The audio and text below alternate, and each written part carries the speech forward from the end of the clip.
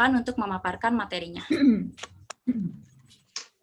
Ya, baik, terima kasih. Secara khusus saya sampaikan pada kawan-kawan BEM-UNJ ya. Saya lihat di sini ada Kabinet Asta Manungsa. Saya mendapatkan disposisi dari Ketua Komnas Perempuan untuk menyampaikan paparan terkait upaya pencegahan kekerasan seksual di era global, gitu ya. Sebelumnya saya ingin menyampaikan sebagai latar belakang Komnas Perempuan berbicara dengan antara kekerasan seksual. Kalau kami di Komnas Perempuan tidak bisa melepaskan sebuah sejarah berdirinya Komnas Perempuan itu sendiri. Komnas Perempuan sebagai lembaga nasional HAM seperti Komnas HAM dan KPAI, dia lahir atas respon terhadap situasi sosial kekerasan seksual yang dialami perempuan etnis Tionghoa yang terjadi pada Mei 98.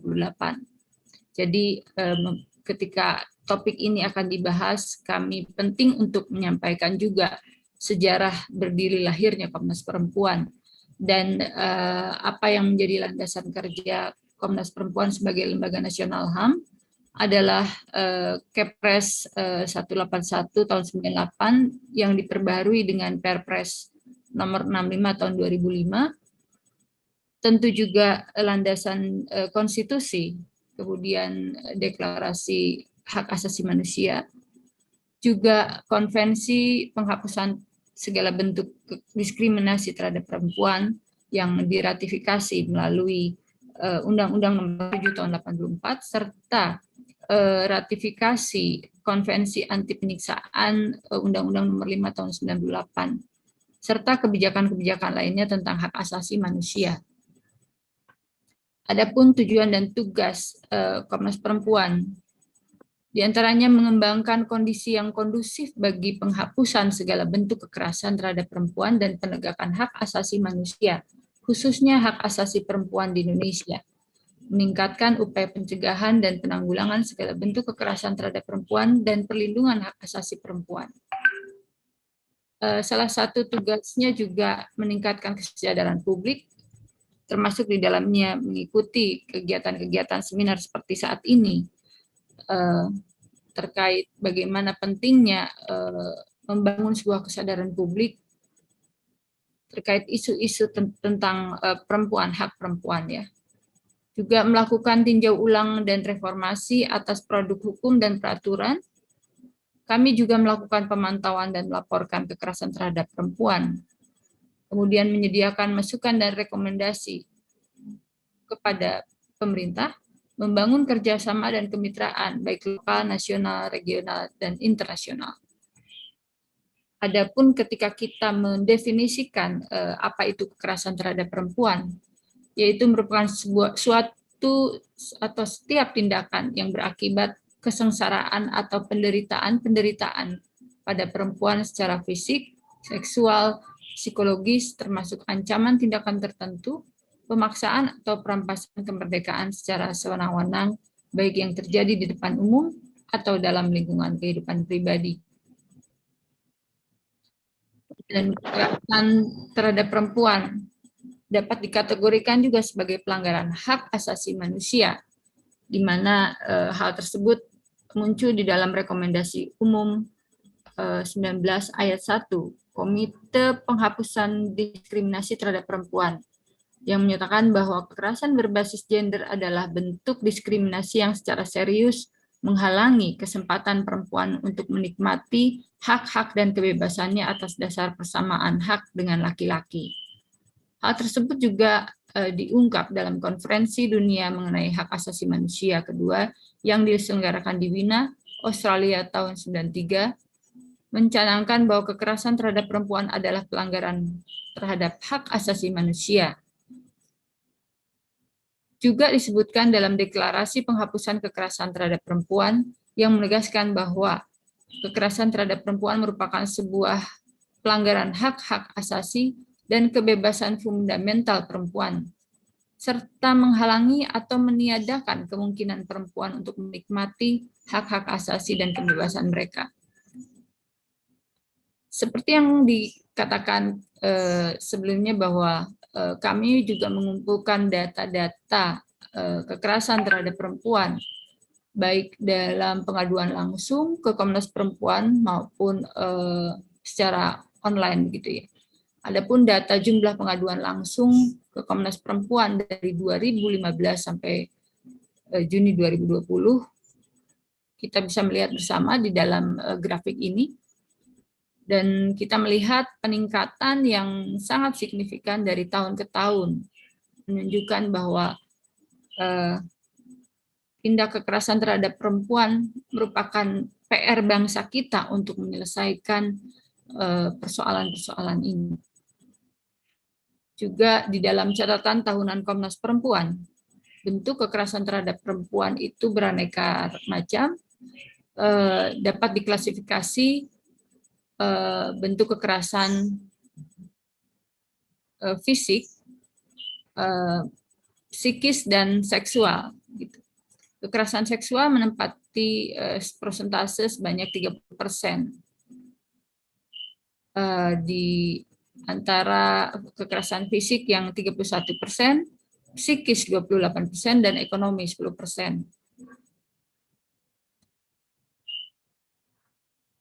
Selanjutnya, jenis kekerasan seksual di ranah relasi personal. Ini juga mencatat begitu banyak sampai 1.983 kasus ya.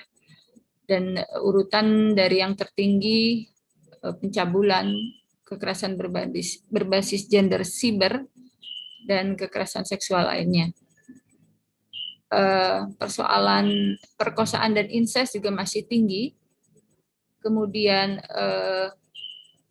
KBGS di ranah personal bertambah dari 35 kasus menjadi 329 kasus. Berarti terjadi kenaikan 920% KBGS di ranah personal dibandingkan tahun 2020. Di sini kita mencoba mengidentifikasi jenis kekerasan seksual yang telah kita coba identifikasikan, diantaranya perkosaan, kita mengenal pelecehan seksual, eksploitasi seksual, pemaksaan kontrasepsi, pemaksaan aborsi, perkosaan, pemaksaan perkawinan, pemaksaan pelacuran, perbudakan seksual, dan penyiksaan seksual. Kita coba telah satu-satu. Perkosaan adalah kekerasan seksual yang dilakukan dalam bentuk kekerasan, ancaman kekerasan atau tipu muslihat, atau menggunakan kondisi seseorang yang tidak mampu memberikan persetujuan untuk melakukan hubungan seksual. Kita memberikan ilustrasi kasus. Ini terjadi pada Januari 2017. Seorang perempuan 21 tahun mengalami perkosaan oleh pacarnya. Diawali dengan bujuk rayu, janji nikah, namun karena yang korban berkali-kali menolak, pelaku mengancam dan melakukan kekerasan fisik, memukul, menendang korban. Pelaku juga memaksa korban melakukan aborsi dengan cara memaksa korban minum cairan yang sudah disediakan oleh pelaku. Selanjutnya pelaku mengkondisikan korban berada dalam kuasanya, sehingga korban menjadi tergantung dan dimanfaatkan untuk berulang kali melakukan hubungan seksual dengan pelaku. Saat itu korban melapor ke Kepolisian Resor Jakarta Utara dengan laporan polisi tanggal 29 Mei 2017. Jadi ini sebagai gambaran kasus gitu ya, bagaimana tindakan kekerasan seksual dengan kategori perkosaan. Kemudian selanjutnya pelecehan seksual. Pelecehan seksual merupakan kekerasan seksual yang dilakukan dalam bentuk tindakan fisik atau non-fisik bahkan kepada orang lain yang berhubungan dengan bagian tubuh seseorang yang terkait hasrat seksual, sehingga mengakibatkan orang lain terintimidasi, terhina, direndahkan, atau dipermalukan. Contoh ilustrasi kasusnya adalah kasus BN, seorang perempuan tenaga honorer administrasi di sebuah sekolah tinggi di Mataram yang dilakukan oleh atasannya atau kepala sekolah. Jadi dia seorang guru honorer gitu ya. Kepolisian kesulitan memproses laporan pelecehan seksual BN karena ketiadaan landasan hukum untuk menjerat pelaku. Sementara BN yang mencoba membela diri membuktikan pelecehan seksual benar terjadi pada dirinya dengan cara merekam pembicaraannya dengan kepala sekolah. Dengan pembelaan dirinya malah dia dikriminalisasi karena dianggap melanggar Undang-Undang ITE, membuat informasi dokumen elektronik yang bermuatan asusila. Meski penahanan BN sedang ditangguhkan, namun BN tetap terancam penjara 6 bulan dan denda 500 juta rupiah. Dalam perkembangannya kasus ini, BN bersama kuasa hukumnya telah melaporkan pencabulan yang dialami kepolisian NTB. Dan inilah gambaran bahwa seorang korban kekerasan seksual sangat rentan dikriminalisasi. Bentuk selanjutnya adalah eksploitasi seksual. Eksploitasi seksual merupakan suatu kekerasan seksual yang dilakukan dalam bentuk kekerasan, ancaman kekerasan, tipu daya, rangkaian kebohongan, nama atau identitas dan martabat palsu, atau penyalahgunaan kepercayaan agar seseorang melakukan hubungan seksual dengannya atau dengan orang lain, atau perbuatan yang memanfaatkan tubuh orang tersebut yang terkait hasrat seksual dengan maksud menguntungkan diri sendiri atau orang lain. Ilustrasi kasusnya kita bisa mendapatkan dari beberapa liputan ya, diantaranya tahun 2018. Korban SF, seorang suami asal desa Tambak Kemarakan, Krian Sidoarjo, selama 1 tahun menjual istrinya untuk melayani pria lain. Jadi pelakunya seorang suami yang menjual istrinya kepada pria lain melalui media sosial yang diikutinya. Untuk meyakinkan calon pelanggannya, pelaku mengirimkan foto-foto istrinya sebagai korban dalam keadaan bugil, termasuk bagaimana cara berhubungan yang diinginkan calon pelanggan. Juga bisa dibicarakan dulu sebelum deal. Ironisnya, si pelaku ini melayani fasilitas trisam ya, alias bercinta bertiga. Pelaku juga ikut bermain bersama pria lain dengan istrinya. Begitu biadabnya ya kondisi-kondisi kekerasan ini.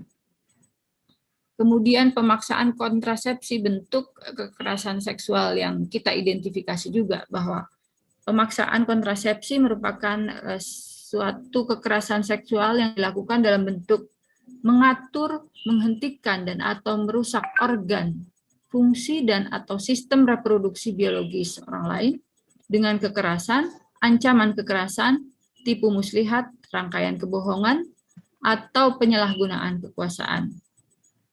Sehingga orang tersebut kehilangan kontrol terhadap organ, fungsi, dan atau sistem reproduksinya yang mengakibatkan korban tidak dapat memiliki keturunan.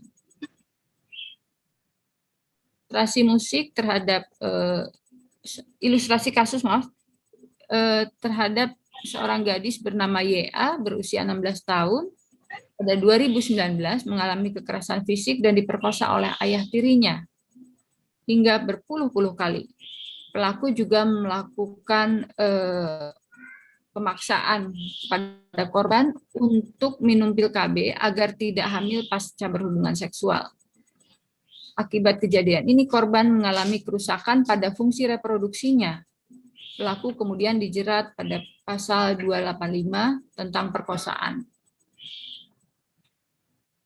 Kemudian kita juga mengidentifikasikan pemaksaan aborsi, suatu kekerasan seksual yang dilakukan dalam bentuk memaksa orang lain untuk melakukan aborsi dengan kekerasan, ancaman kekerasan, tipu muslihat, rangkaian kebohongan, penyalahgunaan kekuasaan, dan menggunakan kondisi seseorang yang tidak mampu memberikan persetujuan.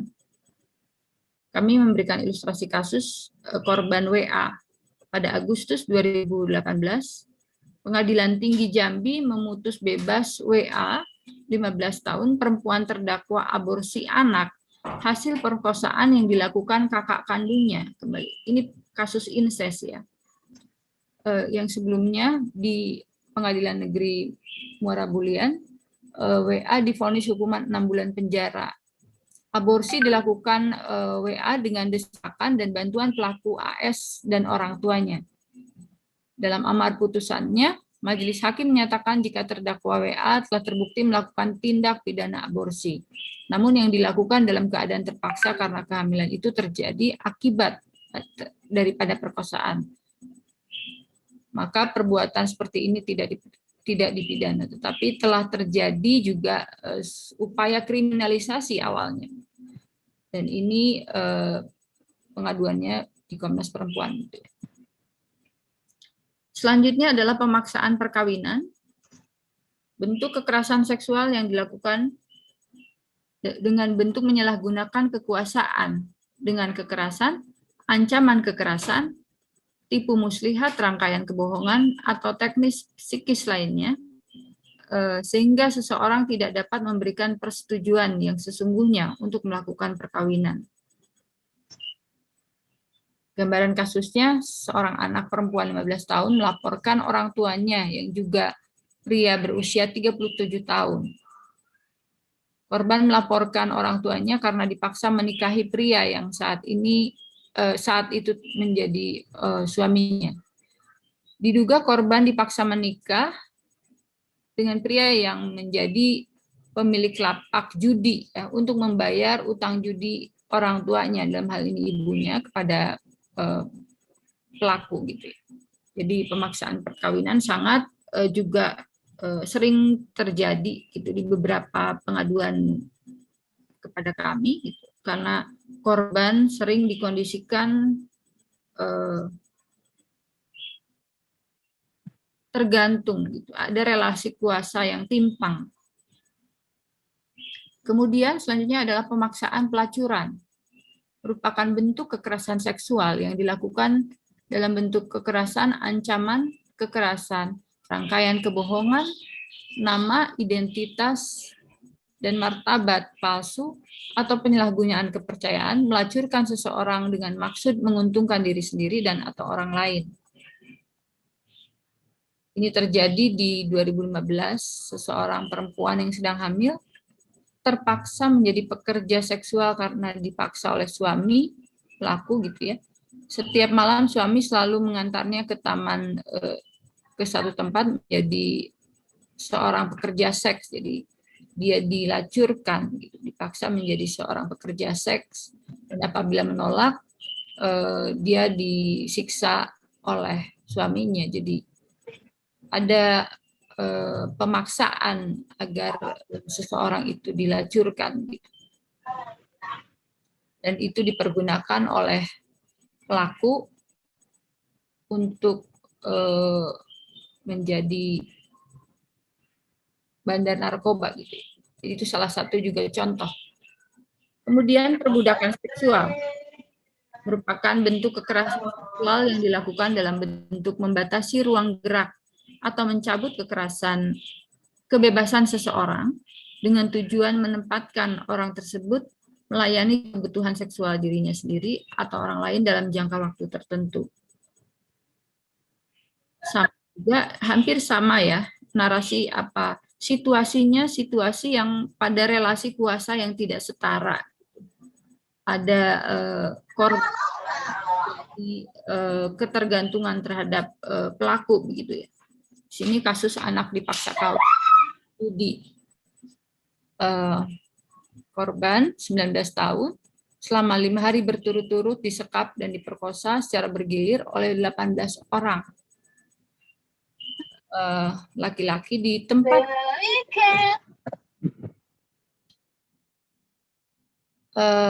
korban berada dalam kuasa para pelaku dan dibuat tidak sadarkan diri. Akibat kejadian ini korban mengalami pendarahan dan kondisi jiwanya terguncang. Itulah perbudakan seksual ya gambaran. Kemudian itu bentuk dari 9 bentuk kekerasan seksual yang kita identifikasi. Nah, Adapun kita menuju pada upaya pencegahan di era global ini, ada banyak tahapan yang bisa kita upayakan ya terkait pencegahan kekerasan seksual ini. Dilakukan dengan berbagai cara, mulai dari infrastruktur pelayanan dan tata ruang, dalam hal ini yang berpihak pada perempuan, infrastruktur katakanlah ketika di ruang-ruang publik atau ruang privat. Sering infrastruktur dan pelayanan tata ruang ini tidak berpihak pada kepentingan perempuan. Katakanlah seperti toilet, seperti itu. Juga upaya pencegahan itu juga termasuk ruang-ruang pendidikan, pemahaman pada masyarakat terkait bagaimana hak-hak perempuan itu sendiri.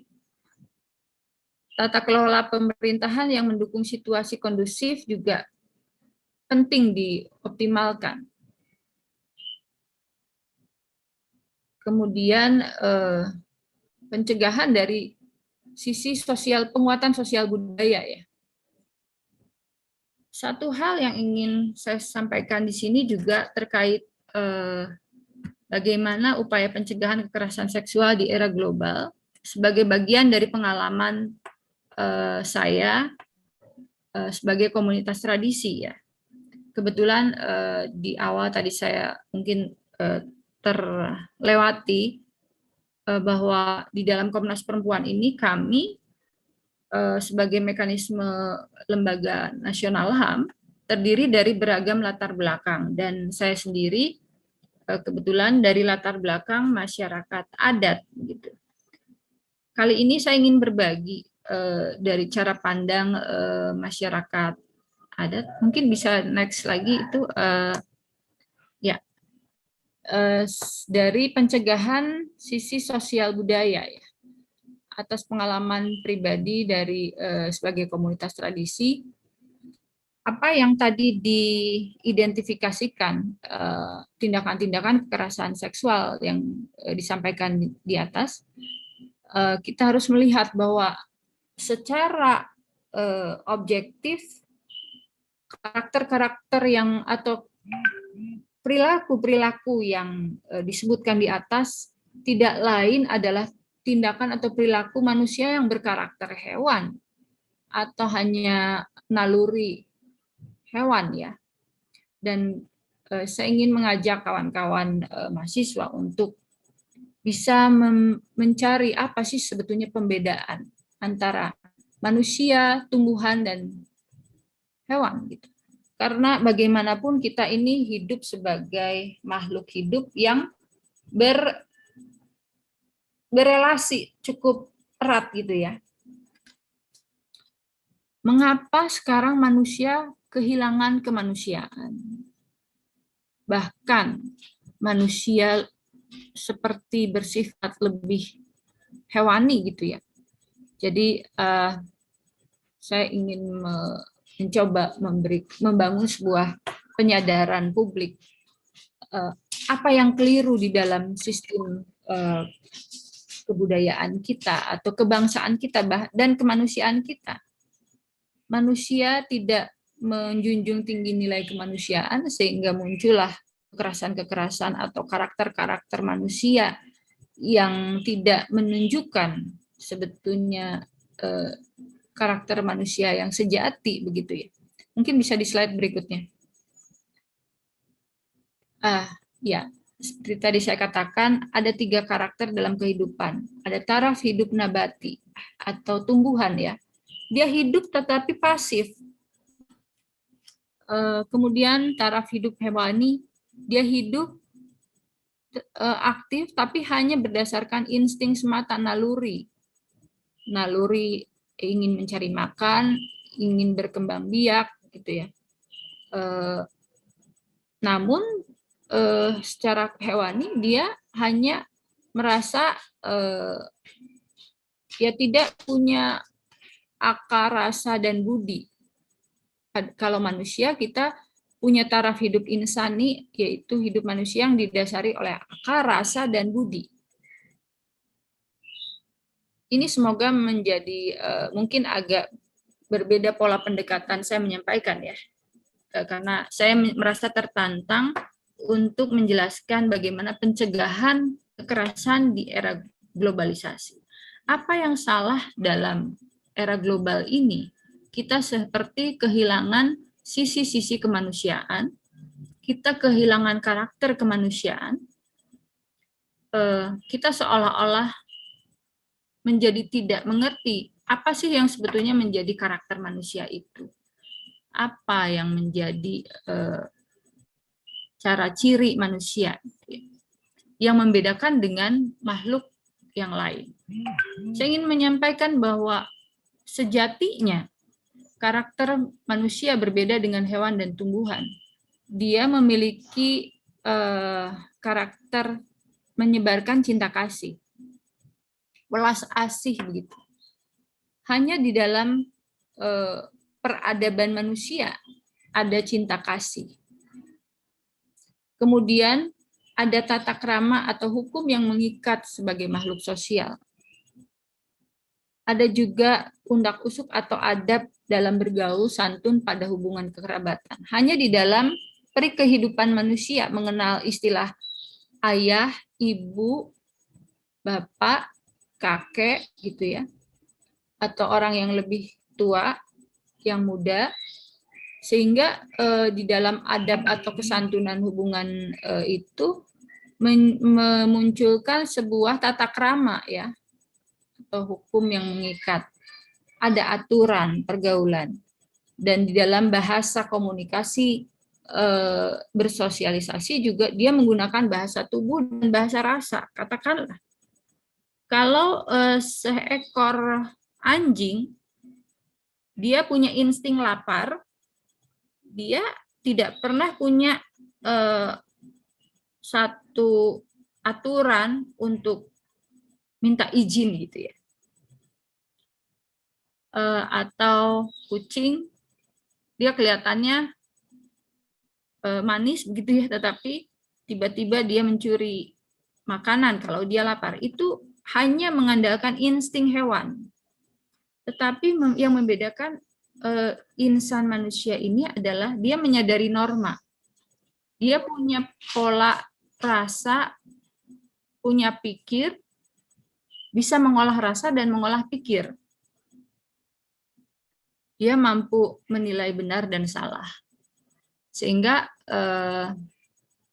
buat saya kesempatan ini menyampaikan bahwa pencegahan kekerasan seksual atau perilaku-perilaku yang tidak manusiawi itu yang tadi diidentifikasi, disampaikan, adalah bagaimana mendorong upaya-upaya penyadaran bahwa kita harus berkarakter sebagai insan yang sejati agar kekerasan atas nama insting semata, naluri ego semata, ego diri tidak mungkin tidak terjadi lagi. Di samping tadi pencegahan secara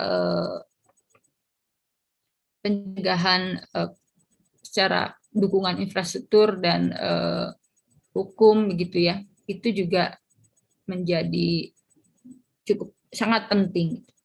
Namun yang saya sampaikan di sini adalah pencegahan secara pendekatan sosial dan kebudayaan. Bagaimana kita menggugah kembali nilai-nilai kemanusiaan ini muncul yang berangkat dari cinta kasih, tata krama, kemudian adab dan kesantunan, kemudian cara penggunaan bahasa tubuh dan bahasa rasa. Mungkin ini kita tidak bisa juga menyamaratakan antara budaya satu dengan budaya yang lain. Karena bagaimanapun kebudayaan ini terbentuk dari sistem geografis juga atau lingkungan ya. Jadi tapi yang ingin saya katakan juga bahwa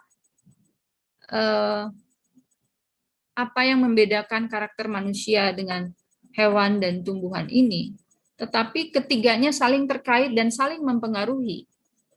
Karena apa? Manusia untuk bertumbuh dan hidup berkembang, dia memerlukan unsur hewan dan tumbuhan.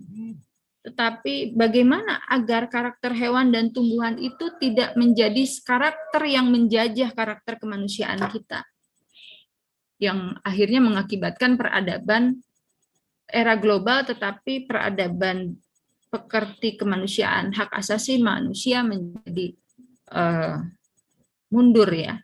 Saya lihat kita mencoba merefleksikan situasi kondisi saat ini. Mengapa ketika era globalisasi sekarang ada, tetapi proses-proses penghormatan terhadap nilai-nilai kemanusiaan ini menjadi seperti bumi dan langit begitu ya. Kok bisa ada ayah yang memperkosa anaknya begitu?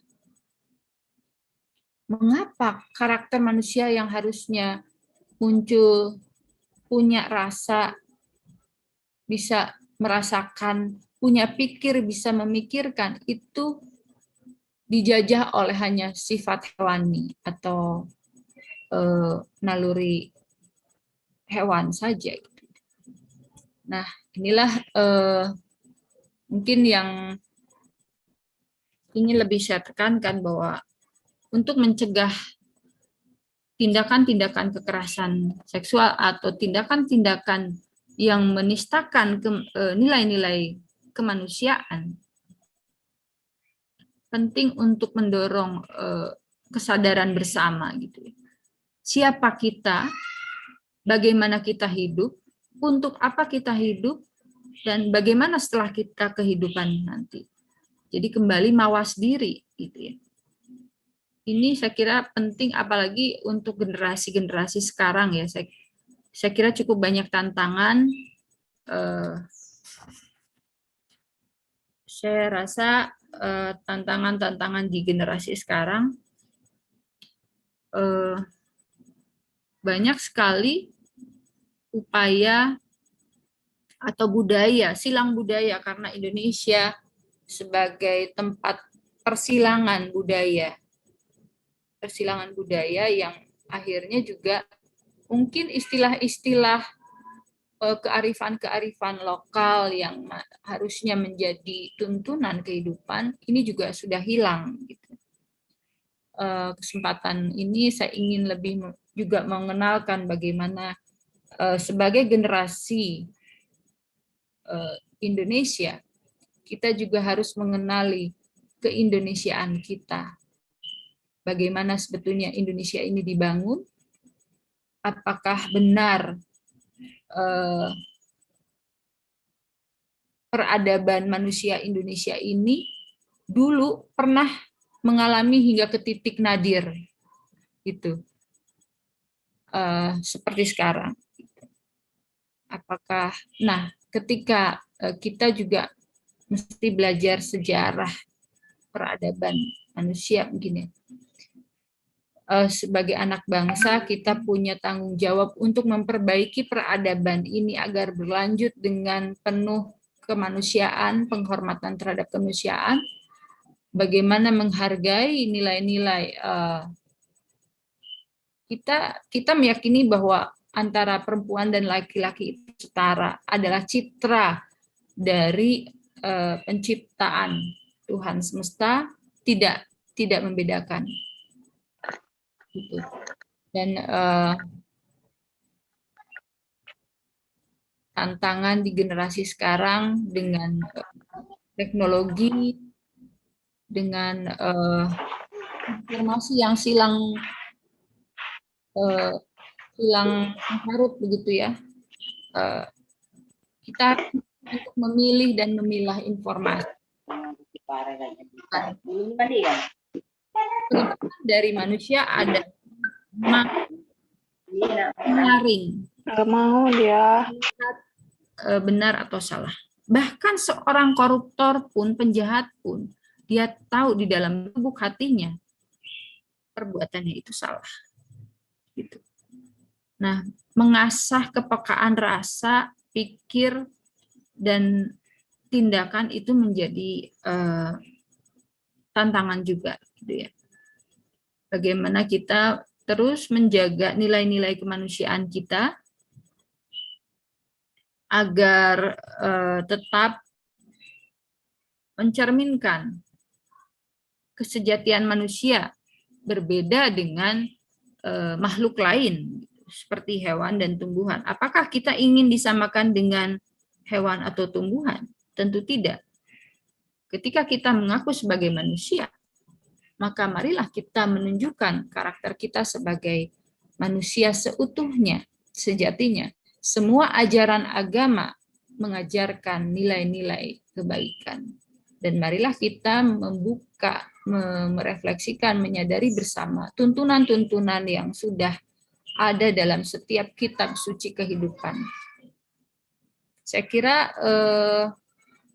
itu sebagai pemantik ya. Mungkin senang sekali saya di sini berkesempatan untuk menyampaikan mungkin perspektif yang agak berbeda dari pembicara-pembicara yang lain gitu ya. Namun saya merasa penting juga membagikan ini pengalaman karena saya tahu generasi sekarang merupakan generasi yang harus menyeimbangkan antara lonjakan-lonjakan teknologi, memanfaatkan teknologi yang makin maju, tetapi juga tidak melupakan apa yang menjadi kodrat kita sebagai manusia, mengolah rasa, pikir, dan nurani. Gitu. Jadi keseimbangan itulah yang penting dimiliki juga generasi Indonesia ke depan. Sadar diri atau mawas diri sebagai manusia, untuk apa kita hidup sebagai manusia, bagaimana kita berperilaku dalam kemanusiaan kita, dan mencerminkan karakter-karakter manusia itu seperti apa. Selalu menyebarkan cinta kasih dengan tata atau hukum yang mengikat sebagai makhluk sosial. Dan tidak mungkin ketika kita menyadari hukum atau tata aturan ini, kita melanggar atau seenaknya seperti hewan. Kita hanya insting biologis, kemudian kita kehilangan akal sehat untuk melakukan tindakan yang di luar kemanusiaan, katakanlah merusak atau menodai kawan kita sendiri, saudara kita sendiri, seperti itu. Jadi mari saya mengajak kawan-kawan muda untuk menemukan, menggali unsur kemanusiaan kita, merefleksikan bagaimana kekerasan atau kemanusiaan kita ini penting menjadi cara dalam bekal kehidupan. Mungkin itu yang bisa saya sampaikan. Saya kira cukup, mudah-mudahan ini berguna untuk kawan-kawan, memberikan perspektif yang agak berbeda mungkin ya. Terima kasih, salam sehat untuk kita semua. Saya ingat pernah juga menjalin komunikasi dengan kawan-kawan UNJ, kalau nggak salah dari sipil ya, dari karena pernah ke komunitas kami juga. Jadi terima kasih kesempatannya pada saya dan Komnas Perempuan. Semoga apa yang disampaikan bermanfaat untuk kita semua. Terutama saya senang bergaul dengan kawan-kawan mahasiswa karena di tangan Anda-andalah Indonesia ke depan menunjukkan keindonesiaannya akan seperti apa. Terima kasih. Assalamualaikum warahmatullahi wabarakatuh. Salam sehat untuk kita semua. Izinkan saya juga menyampaikan salam adat Sunda, Sampurasun.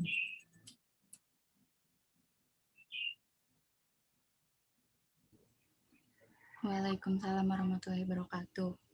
Baik, terima kasih kepada Ibu Dewi yang telah memaparkan materinya terkait pencegahan sejak awal kekerasan seksual di era global ini. Materinya tuh sangat luar biasa bermanfaat untuk kita. Apalagi tadi ada terkait studi kasusnya yang membuat kita jadi lebih harus waspada gitu sebagai perempuan ataupun juga sebagai laki-laki karena uh, untuk saat ini bukan cuma perempuan saja ya Ibu yang menjadi korban kekerasan seksual, tapi juga ada beberapa laki-laki gitu yang menjadi korban. Baik, selanjutnya bagi para peserta yang ingin bertanya, diharapkan untuk raise hand terlebih dahulu ya. Baik nih, udah ada 2. Oke, baik untuk Kak Andi, dipersilakan untuk menyalakan mikrofonnya. Oke nih, di kolom chat. Izin membacakan ya, Ibu? Ya, sangat. Hai Kak, izin bertanya. Korban kejahatan seksual yang sebelumnya menjadi korban, di kemudian hari menjadi pelaku itu gimana ya Kak? Misalkan seorang anak di masa kecilnya dilecehkan atau bahkan disodomi, dan waktu dia menginjak dewasa, ketertarikan dia ke seksual malah ke sesama jenis Kak. Bagaimana itu? Ya, ini saya langsung jawab aja. Boleh Ibu. Oke, jadi memang inilah yang sering ketika korban itu akhirnya menjadi pelaku atau sebaliknya gitu ya. Karena tidak ada upaya-upaya pemulihan dalam tindakan kekerasan itu. Karena ini bagaimanapun sudah menyasar psikologis ya. Ada trauma-trauma yang akhirnya membentuk sebuah kepribadian yang traumatik begitu, sehingga sebetulnya upaya-upaya proses pemulihan itu diperlukan dalam pada korban kekerasan seksual, dan untuk itulah sebetulnya upaya-upaya sinkronisasi pembangunan hukum, infrastruktur hukum ini juga sedang kita upayakan terkait merancang sebuah undang-undang penghapusan kekerasan seksual yang di dalamnya merupakan sebuah upaya dari mulai pencegahan, penanganan hingga pemulihan. Karena pemulihan ini penting agar tidak ada keberulangan kasus kekerasan yang terjadi seperti yang disampaikan dari pertanyaan tadi ya. Baik, terima kasih Ibu. Kepada Kak Andi, bagaimana untuk tanggapannya? Sudah jelas, Kak. Baik, terima kasih ya, Kak. Ya, Kak. Selanjutnya kepada Kak Ahmad, dipersilakan untuk bertanya. Baik, selamat pagi buat kakaknya sama Ibu Kanti. Izinkan saya bertanya, Bu. Nah, kan sekarang kan marak terjadi sexual harassment ya, seperti yang ada di poin kedua tadi kalau nggak salah. Nah, itu kan sudah ada kayak, misalkan ada orang yang ingin memperkosa, nah terus dia korban itu melakukan pembelaan diri. Nah, dengan pembelaan diri tadi, dia kan merekam ya, Bu ya. Nah, tapi dia terasa terkena diskriminasi dari pembelaan dirinya. Dia terkena undang-undang ITE. Nah, ya, dari seminar ini, saya ingin bertanya bagaimana sih pencegahan awalnya itu buat kekerasan seksual tersebut. Terkadang saya juga bingung gitu loh. Kadang kita membela diri salah. Kalau kita berdiam diri juga mungkin mental kita juga bakal kena ya Bu ya. Baik, terima kasih Bu. Ya, memang betul. Jadi kadang-kadang saya juga tadi menyampaikan sering korban malah menjadi dikriminalisasikan. Padahal itu bagian dari pembelaan dirinya. Nah, kembali tadi yang di poin pada pencegahan adalah membangun infrastruktur dan tata kelola pemerintahan yang berpihak pada kasus-kasus kekerasan terhadap perempuan ini, sehingga dibutuhkan sebuah hukum yang bisa menjawab atau menjadi solusi, termasuk kita saat ini mendorong rancangan undang-undang kekerasan terhadap perempuan. Gitu. Baik, terima kasih Ibu. Kepada Kak Ahmad, bagaimana tanggapannya? Siap, sudah Kak. Terima kasih Bu. Terima kasih Kak Ahmad. Baik, yang selanjutnya kepada Ibu Dr. Hajah Cik Juli, dipersilakan Ibu untuk menyampaikan pertanyaannya.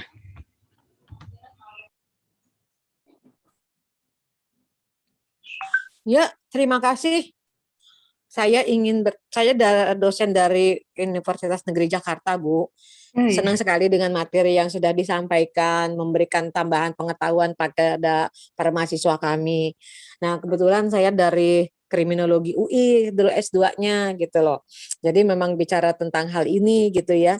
Cuma tadi tertarik sekali dengan kalimat yang disertakan di caption-nya ini mengatakan pencegahan sejak awal gitu loh. Nah, itu saya ingin tanya sebenarnya yang dimaksud pencegahan sejak awal tuh kapan ya kita bisa mencegahnya?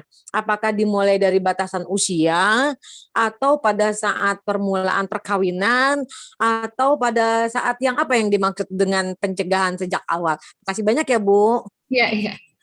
Terima kasih Ibu. Waduh, pertanyaannya juga lumayan. Jadi itu kenapa tadi saya ingin lebih dari membagikan perspektif dari pengalaman saya sebagai komunitas ya sejak awal gitu. Jadi kalau saya pahami sejak awal kita memiliki niat untuk menghapuskan kekerasan terhadap perempuan, awalnya itu ketika kita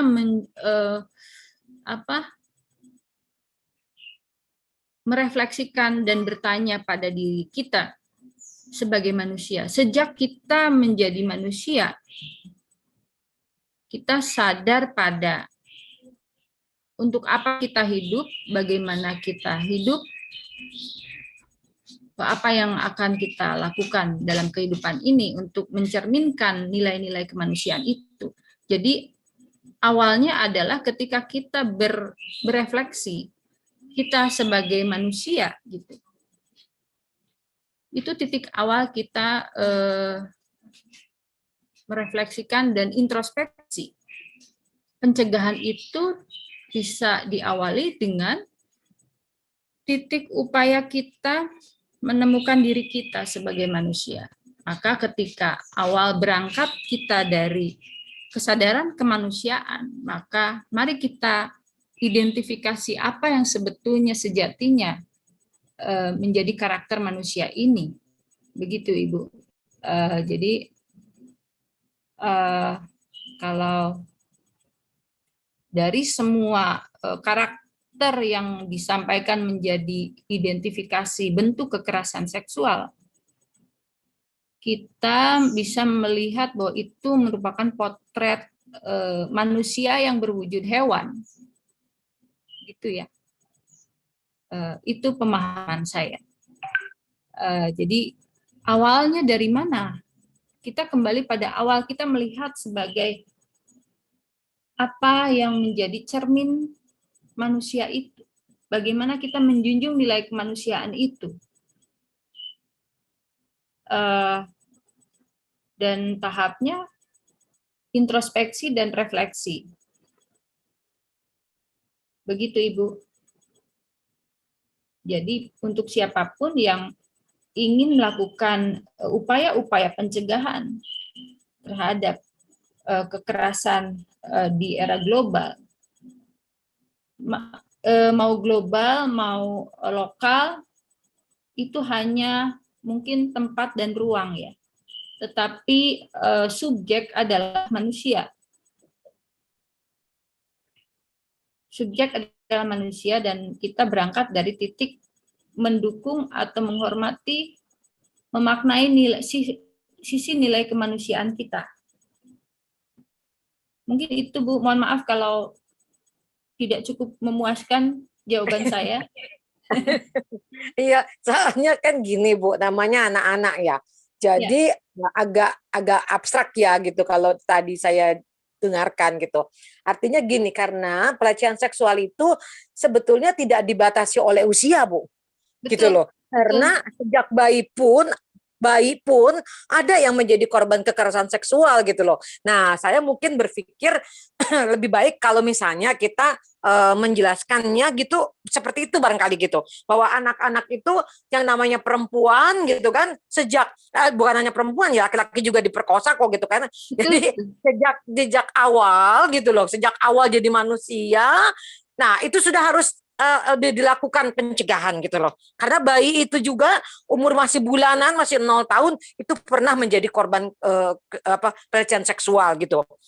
Itu korban anak perempuan. Anak laki-laki pun itu pun ada Bu yang menjadi korban pelecehan seksual gitu loh. Kita lihat saat ini eranya udah luar biasa gitu. Jadi mungkin menurut saya, pendapat saya, mungkin pencegahan sejak awal itu ya sejak adanya manusia itu ada gitu loh. Gitu. Jadi kita menyadari kemanusiaan itu juga, dan sejak kita menyadari kita sebagai manusia dan sejak ada manusia itu. Jadi kalau di dalam tradisi kami ya Bu ya, kami juga ingin berbagi dalam kami membentuk karakter manusia itu bahkan bukan setelah lahir. Membentuk karakter manusia itu bukan hanya setelah lahir atau di dalam dunia pendidikan begitu ya. Tetapi pendidikan sebelum lahir itu dalam arti pada saat masa bujang dan lajang itu membentuk karakter calon-calon anak ke depan. Ini bagian dari pengalaman ini ya Bu ya. Jadi proses pendidikan itu bukan hanya pada saat setelah lahir, tetapi sebelum lahir pun itu terjadi upaya membangun karakter, menyiapkan karakter manusia itu. Gitu. Kalau Oke, baik Pak. Bu, jadi menurut saya gini, pembangunan karakter itu kan dimulai dalam keluarga, gitu kan? Adanya pembentukan norma. Siapa yang bentuk norma? Keluarga, yaitu seorang ibu. Nah, kalau kita dari awal, kita menurut pendapat saya nih Bu ya, gitu kan. Nah, dari awal kita sudah membentuk norma. Norma itulah nanti yang akan dibawa ke dalam keluarga. Nah, jadi kalau pembentukan tadi dikatakan sejak sebelum lahir, itu memang sejak orang tuanya itu tadi gitu loh. Jadi kan kalau ujung-ujungnya gitu kan orang tua, keluarga, terutama ibu, karena sebagai pembentuk norma, sebagai madrasah pertama dalam keluarga, itu yang ditanamkan gitu. Sehingga terjadi namanya pelecehan seksual itu juga bagaimana karakter yang bisa dilihat oleh anak gitu loh di dalam keluarga itu sendiri gitu loh. Misalnya seorang ayah yang semena-mena pada istrinya itu akan menjadi sosialisasi rekam. Ya, direkam sama anak yang ada di dalam sana, walaupun kita nggak tahu apa yang ada di pikiran anak, tapi itu akan terekam, kemudian dia akan melakukan itu pada saat nanti dia sudah besar dan berumah tangga. Memang pencegahannya tuh ya luar biasa memang gitu. Tapi kalau kata-kata pencegahan sejak awal ya berarti ya sejak manusia itu ada gitu kan. Nah, kalau yang kita lihat sekarang gitu artinya dari bayi. Mungkin gitu, Bu. Ya. Terima kasih ya, Bu. Terima kasih, Bu. Iya. Ya, jadi betul yang tadi Ibu sampaikan, bisa dari keluarga gitu ya. Tapi karena saya sekarang berbicara dengan para mahasiswa yang mungkin belum membangun rumah tangga, diharapkan kesadaran ini juga muncul gitu ya sebelum membina rumah tangga ke depan, merencanakan kehidupan, membiasakan diri untuk menghargai gitu, satu tindakan-tindakan yang atau memahami tindakan-tindakan mana yang di luar kemanusiaan atau tidak gitu. Jadi termasuk pendidikan sebelum lahir, ketika seorang lajang atau bujang itu mendisiplinkan mawas diri bahwa dia manusia yang harus bersifat menjunjung tinggi nilai kemanusiaan, maka itu menjadi modal ketika bibit-bibit kehidupan ke depan, dia juga akan menjadi gen yang baik gitu ya Bu. Tadi kan Ibu sampaikan kalau orang tuanya memberi contoh tidak baik, anaknya juga akan merekam gitu. Ya. Jangan itu proses yang sudah menjadi sebuah ikatan keluarga. Sebetulnya karakter itu bisa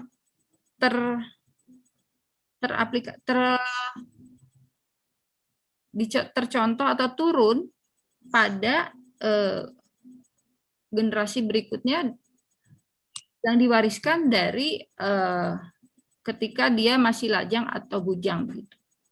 Jadi, tapi mohon maaf Bu, ada teorinya di dalam Sutherland bahwa kejahatan atau penyimpangan itu tidak genetik Bu.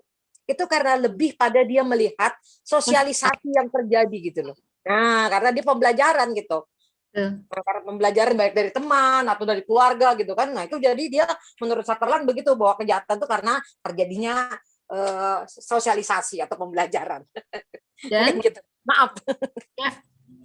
Ya, itu bisa sangat mungkin terjadi dan secara teori seperti itu juga. Saya mungkin mencontohkan yang praktek sehari-hari ya Bu ya. Jadi ketika kita dalam era global ini banyak informasi yang sebetulnya mengaburkan sisi-sisi kemanusiaan gitu. Sehingga kita juga seolah-olah ini apakah benar manusiawi atau tidak gitu. Itu Bu. Iya, oke Bu, terima kasih banyak ya Bu. Kita sudah bincang-bincang. Terima kasih.